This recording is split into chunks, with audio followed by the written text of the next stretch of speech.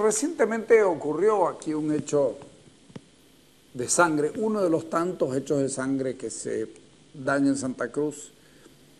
Lo escuché hoy en la mañana, que esta es de una grabación del viernes, al abogado del chofer que manejó el auto donde balearon a un ciudadano brasilero, y el que lo baleó fue un brasilero también. Hay una situación que es rara, porque decía su abogado, tenemos que reconocer, y este pueblo tiene que reconocer que lo que ha hecho es que nos ha librado de un delincuente, ¿ya? Y de un tipo que a lo mejor ha podido matar mucha más gente. Mierda, yo digo, aún sin conocer las circunstancias exactas del tema, vamos a confiarle nuestra seguridad a quien oficia de vengador anónimo, de vengador público, lo mató al tipo que lo baleó. Yo creo que es muy peligroso todo eso. Ponerlo al doctor Joader Bravo, porque fuimos a preguntarle sobre el tema. ¿Cuál es la figura o cuál es el procedimiento legal que se debe hacer en estos casos, teniendo en cuenta ya los antecedentes que tampoco no han sido muy esclarecedores los que han salido a la luz pública, de que con qué arma fue o cómo fue la situación misma del caso? Bueno, aquí debemos manejarnos en dos hipótesis, ¿no? Una que pudiera ser la defensa propia, ¿no? Y en esta, por lo que se entiende, resulta de que el chofer sale en defensa de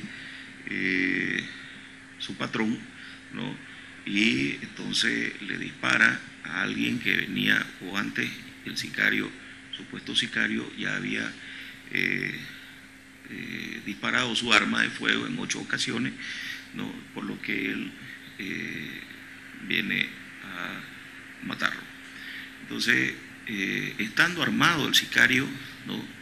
El chofer actúa en lo que el artículo 11 del Código Penal denomina la legítima defensa, porque hay una proporcionalidad, habría una proporcionalidad en cuanto al agresor y al que defiende, es decir, el supuesto sicario, estando armado, ¿no? El chofer también utiliza un mismo medio, ¿no? Y en igualdad de condiciones lo matan.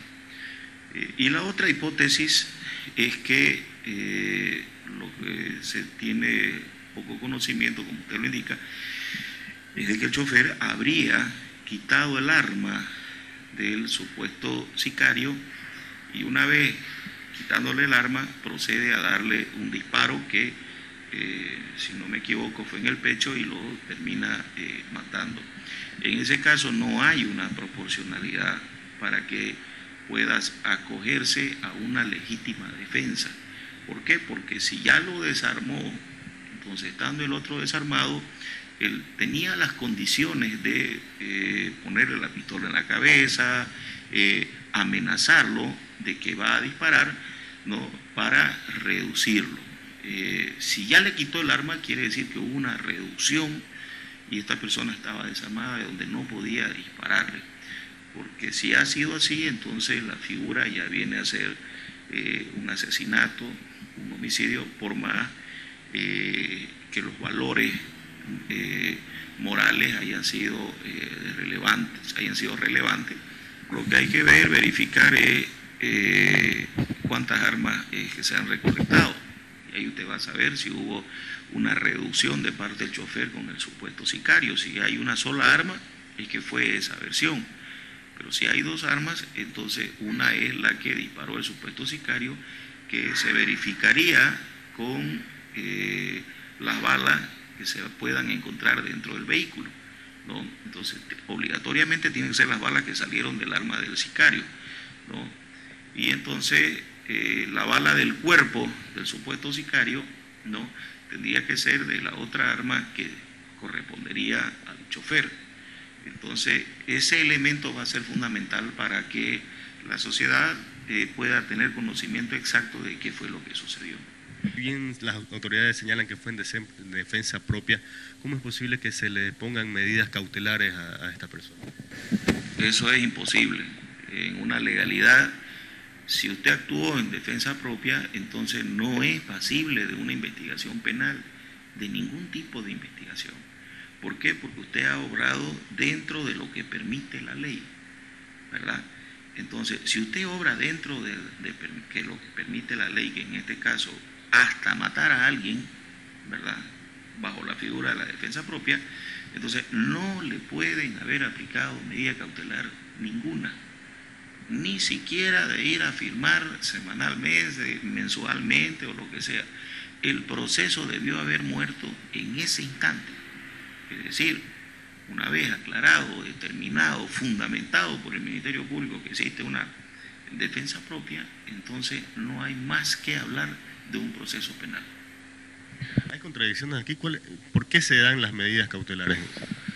Las medidas cautelares, conforme al artículo 233, inciso primero, cualquiera que sea la de detención, la medida sustitutiva, que consisten en el arraigo, en ir a firmar semanalmente, ya exigen de que existan indicios suficientes de la probabilidad de la comisión del delito. Entonces, cuando usted actúa en defensa propia, no se habla de delito, es una excluyente de la culpabilidad, ¿ya? Entonces, si no hay delito, no le pueden aplicar medidas cautelares. Como le dije anteriormente, debiera haber muerto el proceso en ese instante, ¿verdad? Porque si le aplicaron medidas cautelares, entonces quiere decir de que sí hubo un delito. ¿Cuál sería? No, habría que consultarles a las autoridades qué es lo que está pasando ahí. Si hay mala interpretación, un exceso, o es que se está obrando por la presión social, que no debe corresponder. Aquí la ley es tajante, es o no es, nos guste o no nos guste a la sociedad. Yo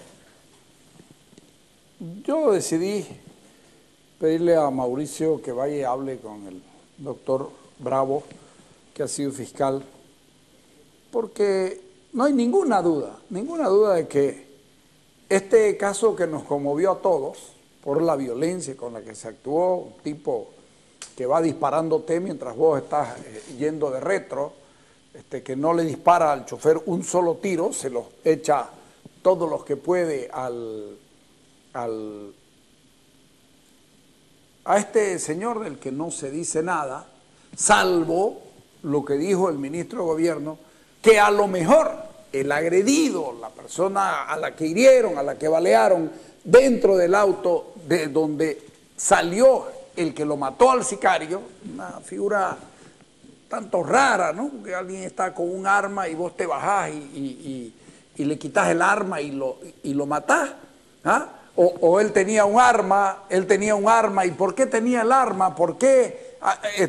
La otra, el otro abogado, no Fernando Barba, el otro abogado, estás bien, es el mismo día, la otra declaración. Yo lo veo esto muy, muy raro. El ministro de Gobierno dijo, puede ser el punto de comienzo, la punta del ovillo, Carlos Romero lo dijo, como para saber lo que está pasando en las casas de juego clandestinas.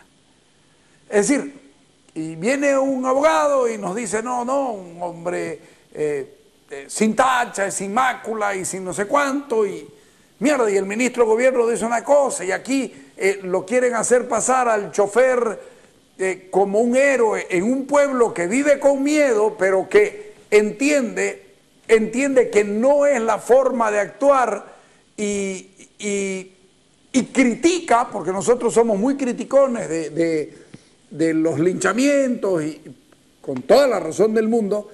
Entonces estas cosas te dejan a vos una sensación como la de decir, oye, complicadito el asunto no es tan sencillo.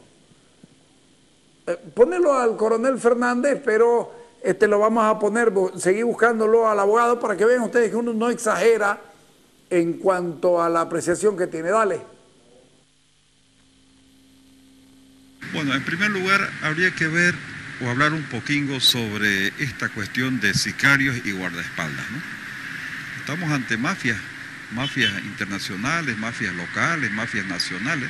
Es algo que ya creo que a nadie le queda duda. Hay mafias en Santa Cruz. Ahora se habla de las mafias de las casas de juego clandestinos. Eso también no es nuevo. Lo que pasa es que ahora ya hay un caso grave, ¿no? En el caso del sicario, quiso matar a unas personas, pero resultó él el fallecido, ¿no? O asesinado por parte de un guardaespaldas. Ahora, se arguye la legítima defensa, ¿no? Esa es una figura muy interesante que tienen las normas penales, donde da a entender en pocas palabras de que se puede actuar en defensa propia o de terceros, pero en forma instantánea, es decir, en el momento en que se está por cometer o se está cometiendo un delito, no después. Después ya no es de legítima defensa. Entonces habría que ver acá cuál ha sido el criterio del juzgador para aplicar una medida sustitutiva a la detención, ¿no? En el caso del guardaespaldas que victima al sicario, que también es una situación que hay que analizarla con mucho cuidado, porque hay que ver qué otros elementos más se pusieron en el tapete a la hora de la audiencia para determinar esta situación, que para muchos nos llama la atención, indudablemente. Yo no tengo la menor duda, a mí me llama la atención el veredicto del juez, pero no conozco más antecedentes y no me animaría a profundizar sobre este tema, ya que hay que ver aspectos ya que tal vez no se conocen públicamente. Es peligroso, es peligroso. Resulta que este tipo de culturas delictivas, que ya se conocen en otros países, ¿no? La cultura del narcotráfico, por ejemplo, ahora aparece la cultura de la justicia por mano propia, los sicarios, los guardaespaldas que utilizan armas. Entonces acá me parece que hay que hacer más investigaciones, pesquisas, los organismos de seguridad del Estado tienen que actuar en forma permanente sobre estos hechos. El ministro ha dejado ya algunas pautas en el sentido de que existe la mafia de las casas clandestinas y que se va a investigar. Esperemos de que esta situación que ha ocurrido ahora se profundice y se agote en la investigación y se vea qué es lo que pasa con las casas clandestinas, las mafias, los guardaespaldas armados, gente que protege a otros, porque seguramente hay situaciones raras que no me extrañaría que se vuelvan a presentar, ¿no? Porque está creciendo la mafia en Santa Cruz. Ya es cuestión de grupos organizados, grupos que se protegen unos a otros. Entonces la situación se torna alarmante. Y yo creo que esa cultura que empieza a germinar, que comienza recién, hay que cortarla de raíz. Aquí no podemos hablar de cultura de mafias, de narcotráfico, porque en caso contrario, pues se va a convertir Santa Cruz como en aquella ciudad de Sinaloa, me parece que es en México, ¿no? Donde la gente ya no le llama la atención los casos de asesinatos, los casos de sicariatos. Entonces eso no debe ocurrir en nuestro pueblo. Yo creo que las autoridades deben actuar con mucha responsabilidad y con resultados, sobre todo, para desarticular todo este tipo de mafias. Coronel, viendo que ahí ya empiezan a hacer todas las mafias, carteles y demás que hay en Santa Cruz, y dado esta figura que se dio con este sicario que al final salió muerto, ¿cree que se pueda comenzar a imitar esta figura y empezar a tener guardaespaldas y tengan derecho a ese momento a victimizar a cualquier otra persona? Habría que ver muchos detalles, ¿no? Por ejemplo, el uso de armas es prohibido si no está autorizado para ciertos motivos muy particulares. Y por otro lado hay que ver aquí la actuación de la justicia. Se debe aplicar la ley conforme está descrita en los códigos respectivos. Caso contrario, pues habría impunidad, puede hacer una avalancha de casos de sicariatos, casos de asesinatos por cuestiones de vendetas, cuestiones de protección y cosas por el estilo que son propias de las mafias, ¿no? Entonces, hay que tomar las medidas convenientes. Eso es lo importante y que se corte todo este tipo de criminalidad. Porque caso contrario, ¿qué va a hacer de Santa Cruz? Ciudad de violencia, no solamente la ciudad más insegura de Bolivia, también sino la ciudad más violenta de Bolivia. Probablemente alguien diga que uno exagera, pero ¿sabes qué pasa? Si a la mafia... A ver, Una vez mataron un ruso ahí en la esquina de Equipetrol y nosotros dijeron no sabemos por qué lo han matado y nunca se dijo nada y eso estaba ligado a una casa de juego. Ahora aparece otro de casa de juego. Si a esto le sumas los narcos que van tomando cada vez, como la década de los 80, cada vez más cuerpo, cada vez se visibilizan más, cada vez son más impunes, cada vez sus alardes y sus cosas vienen como vienen, entonces estamos mal.